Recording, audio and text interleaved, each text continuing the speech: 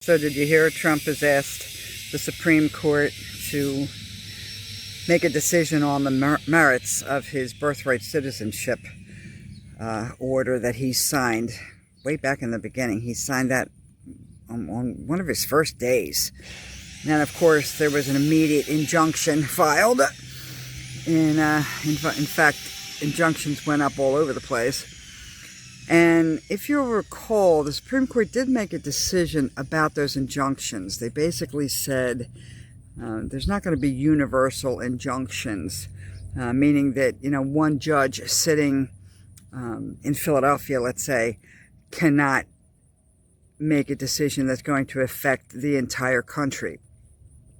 However, they didn't reach the merits of whether or not this executive order basically saying that people who were born here aren't necessarily U.S. citizens, particularly if they were born to people that didn't have legal status or only had some sort of temporary status. Now, the 14th Amendment is pretty darn clear. It says people born or naturalized here who have, or who were under the dominion, this is not an exact quote, but under the dominion of the United States government, they're United States citizens, period. However, the Trump administration is arguing that that's not true. That's not true. It simply means that was supposed to be for the freed slaves and for Native Americans, and that's it. It's not meant for all these other people. In fact, how could they even have imagined that it would be meant for all these people streaming over the border, blah, blah, blah, right? So, in a normal universe, I would say there is absolutely no way that the Supreme Court does not declare this executive order unconstitutional. However, it is the Supreme Court that we have. And I am pretty sure a lot of lawyers are weighing in on whether or not they think the Supreme Court will do anything with this. But I really think they will. I think they will. And I think they're going to be hearing the merits sometime in the beginning of 2026. And that we should have a decision by the end of June 2026. What do you think? What do you think? I'd like to hear your comments. Put some comments down there and see if other people agree with you. I can't get my head wrapped around the Supreme Court. You've got Mitch McConnell to thank for this. And as much as I hate that guy, I have to admit, you got to give him kudos. Yep, the guy's working on my house. I don't know if you can see him. No, he's over there. He's working on my house, and now he's staring at me like, who the hell is she talking to? This house they've been working on this frickin' house since March. I had the flood like February 4th. It is October 3rd or something. And they're just now getting the first floor done. They still have the basement to do, the patio. I could strangle these people. No, but anyway, I digress. So I'd love to hear what you think. Do you think, and not just do you think will the Supreme Court actually pick this up, but do you think that someone who was born here, even though his parents were not U.S. citizens, that person should have U.S. citizenship? Or do you think that, no, they shouldn't have it? Most countries don't have birthright citizenship. Like if you're born in Germany, that does not make you a German citizen. So I'd like to hear what you have to say. Leave a comment or two. Thanks. Bye-bye. Okay, well, that's something.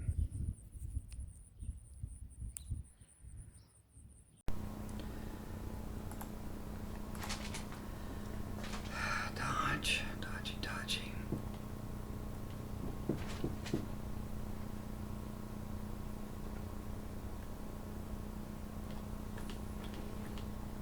Okay. I don't think I need my glasses for this.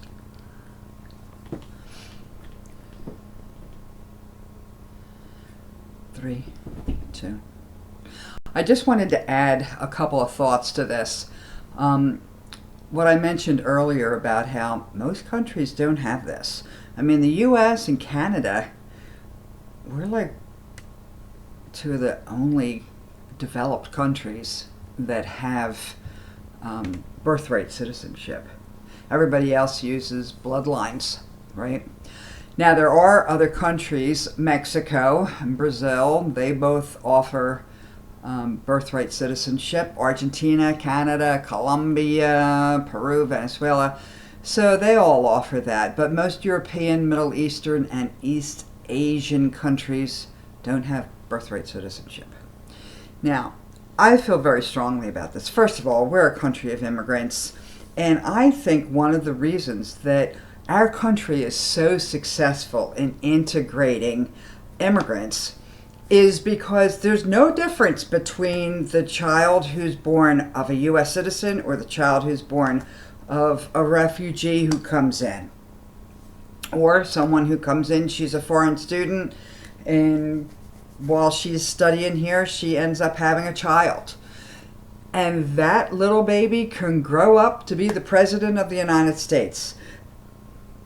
It could be very, very difficult if the I can't believe they would do this, but it is the Supreme Court that we have here, the Roberts Court, and they tend to want to believe Trump and let him do whatever he wants to do. I don't get it, but they could just decide that they're going to go ahead with this executive order that he signed on his first day. Stephen Miller will be doing an Irish jig, if he were Irish, which he's not. I mean, look at France. Look at the problem France has. They have this thing where there's no birthright citizenship, and so you have, the society has two different sets of rules. You know, you're not equal.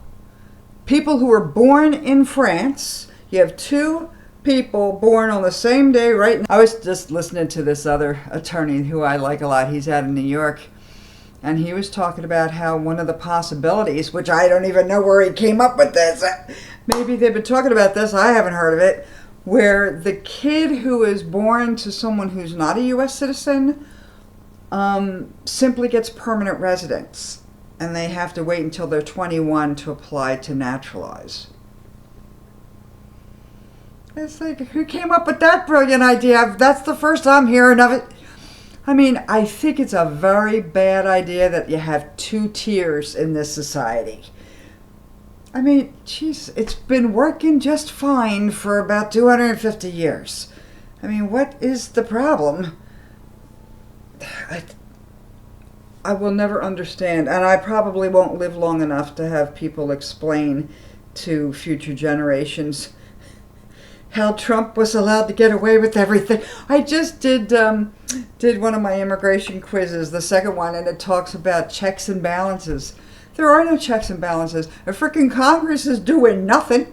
Oh, that was another thing Brad had said. Well, then it would fall back to the Congress to make, you know, some kind of new law about who is a U.S. citizen at birth and who isn't. I'm like, you think the Congress is going to do that? The Congress hasn't done diddly squat. In fact, they're still closed, as a matter of fact. It is, what is it, October 8th? They're still closed. Nobody can get their act together. So, I don't know. It should be interesting. I really do think they'll take it up, though. How they'll decide on it, I don't know. But I think at the beginning of 2026, we're going to hear that they're going to take it up. They're going to... Or we might know ahead of time, but I think within the next couple of months they're going to be hearing, taking testimony. And then we'll know by June of 2026. This is bizarre, isn't it? We live in such a strange world. Trumplandia. Anyway, I gotta stop making all these partisan comments, but it just blows my mind. He blows my mind. And the Congress's and the Supreme Court's refusal to stand up to him, I don't get it. I'm from Philly, okay? He's a con man. He's been a con man since the get-go.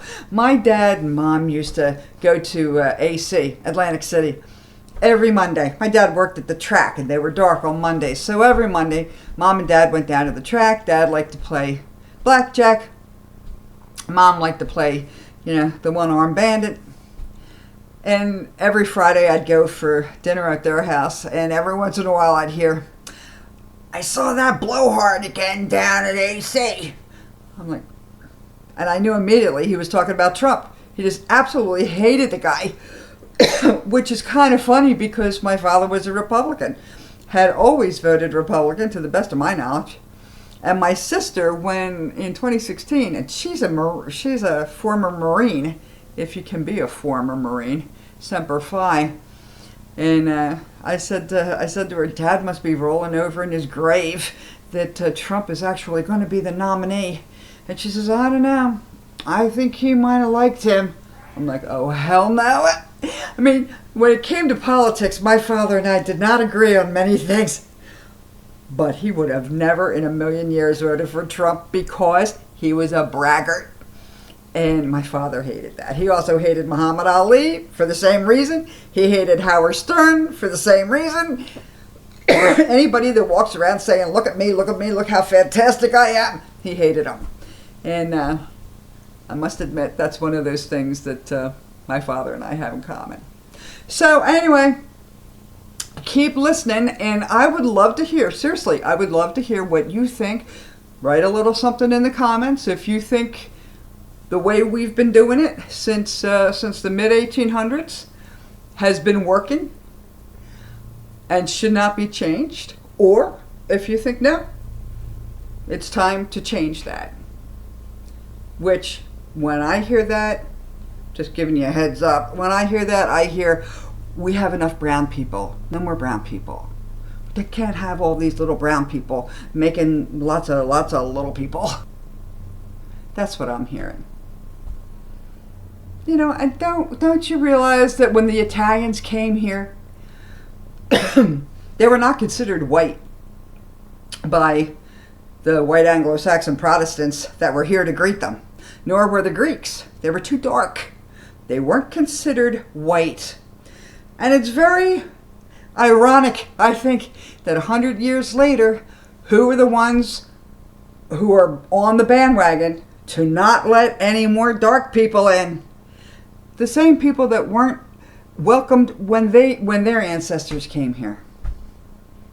I don't know. It's a strange country. We don't know our history. And I forget who said, if you don't learn from history, you're bound to repeat it. I forget who said that. If you know who said that, leave a comment. Well, I got to get off. I have to try and do another one of these quizzes. I really screwed up the last quiz, didn't I? But I'm going to try and do another quiz for Monday.